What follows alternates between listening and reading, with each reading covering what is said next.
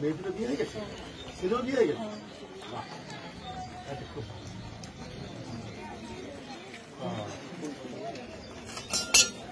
দাও দেখি তোমাদের খুলতে একটু নড়ানাড়ি করি দেখি। অনেকদিন তো রান্নাবাড়া করতাম, এক সময় রান্নাবাড়া করতাম। ভাত তো হয়ে গেছে না, এখনো ভাত হয়নি, একটু জল দিতে হবে তো।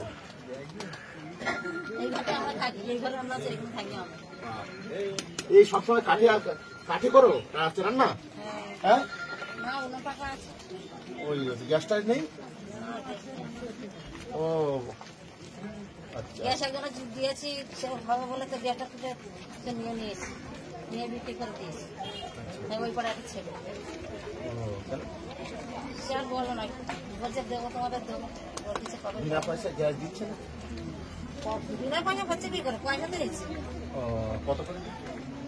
1000 টাকা। 400 টাকার গ্যাস এখন 1000। কি অবস্থা দেখছো?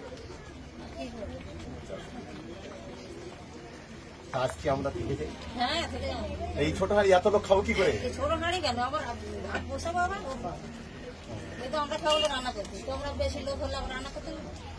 আচ্ছা ঠিক আছে বৌদি, আসি তাহলে, ভালো থেকো তুমি। ভালো তো আছি, দেখতে ভালো আছে।